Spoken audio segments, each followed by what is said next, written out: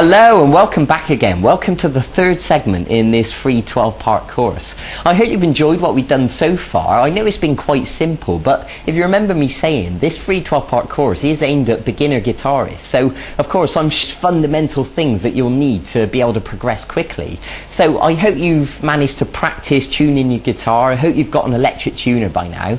I hope you've practiced playing that little rock and roll riff that we learned. And today I'm going to teach you how to play chords. Now, in case you don't know what chords are, it's when you hold more than one note down on the guitar at once and you strum all the strings, like this for example.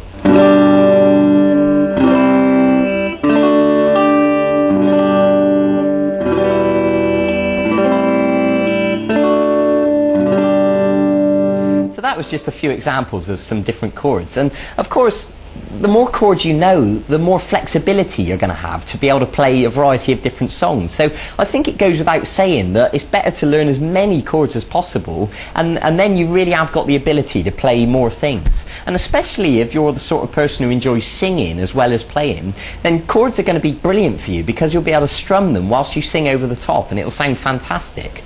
But I want to start today by showing you three chords to begin with. I'm going to show you an E, an A, and a D chord.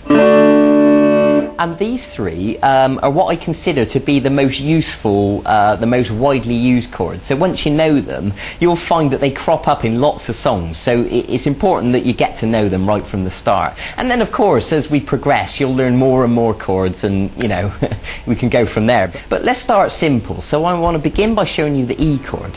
So if you take your first finger and put it onto the third string at fret 1, and then take your middle finger and put it onto the fifth string at fret 2. And then take your third finger and put it onto the fourth string at fret 2. Now if you look at the chord box next to me, you'll see the diagram, you know, if you just need to clarify exactly where the notes go. Now what I'm going to ask you to do is hold down with plenty of pressure and strum the strings. Now ideally all of those notes will sound nice and clear like that, but to be honest I'd be surprised if you get it sounding perfect straight away. It'd be perfectly normal if it sounded more like this at first. Now let me explain some common mistakes that people make when learning chords. What you need to do is make sure you're holding down with the tip of your finger with plenty of pressure, and you need to arch these fingers up, and the reason for that is because you want plenty of space underneath the fingers. What we don't want to happen is for the back of these fingers accidentally to touch the next string and obstruct the note. So when you pluck each of the strings with the plectrum, it should sound nice and clear like that. So if any of these notes sound incorrect, it's probably because you're accidentally touching one of the strings with the back of your fingers accidentally. Okay? So it might take a little bit of work and you'll need to shuffle your fingers around and get used to how to hold down the chord, but eventually you'll get it sounding nice and clear.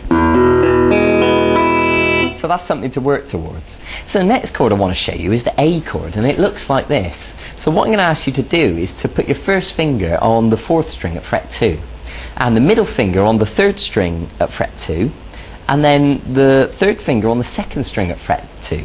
So they're all at fret 2, but unfortunately there's not quite enough room really to fit them all in. Ideally we'd like to get them right next to the fret, but in reality what happens is we end up using them at an angle like this, because that's the only way really to squash them in there. And of course everyone's hands are different, you know, if you've got skinny little fingers then you'll probably find it easier. So look at the chord chart next to me just to clarify what notes we're holding down. Now with the A chord we're just going to use 5 strings, and what I mean by that is we're not going to pluck the 6th string, we're just going to pluck the 5th string downwards like this.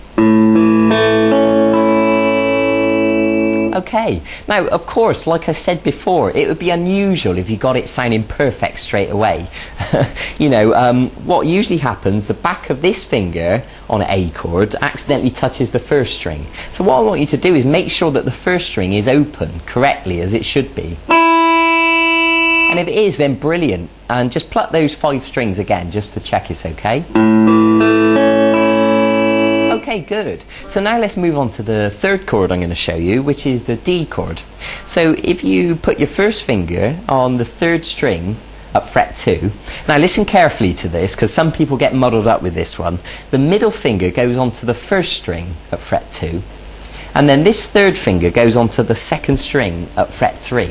Okay? Now the same thing applies, you know, arch these fingers up, hold down with plenty of pressure, and with the D chord we're just going to strum 4 strings. And what I mean is we're not going to pluck these 2 top strings. So 4, 3, 2, 1.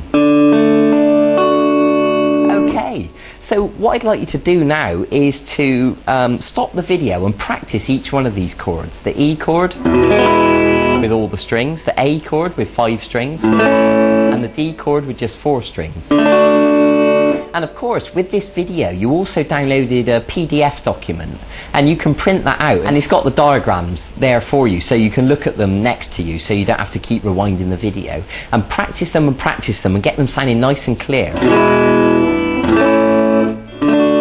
Now, there's something else I want to tell you. You may have noticed my thumb sort of kind of hanging around here over the top of the guitar, and there is a reason for this. When we're strumming the A chord, for example, we don't want the 6th string to accidentally make a noise. So what I'm doing is gently touching it just a little bit with the thumb, and that's enough just to mute the note, so it stops the 6th string from accidentally making a noise. And then when you strum all the 5 strings, then you know you're only just getting the correct notes that you want. So that's the reason for that. So what you can do once you've learned these chords is put them into a bit of a sequence. For example, you could play the A chord 4 times, and then you could play the D chord, back to the A, and then the E chord, and then you can do that again.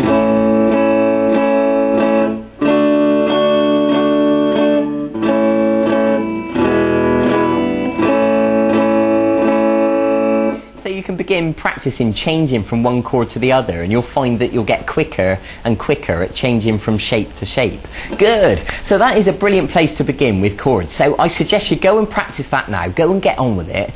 Get them sounding nice and smooth, nice and clean. Practice changing between the shapes. And I'll see you in a few days for the next segment of this e-course. And in the meantime, you can also go and look at the website and look at the archive, and you'll see all the songs that are there. And there's songs like Brown Eyed Girl by Van Morrison, which uses chords, or Oasis songs, or Jack Johnson, or a whole bunch of other stuff. So if you want to jump ahead of yourself a little bit, you can go and have a look and see if there's any songs you'd like to learn. That's fine by me. Okay, so go and get on with it. I'll see you then. Bye bye.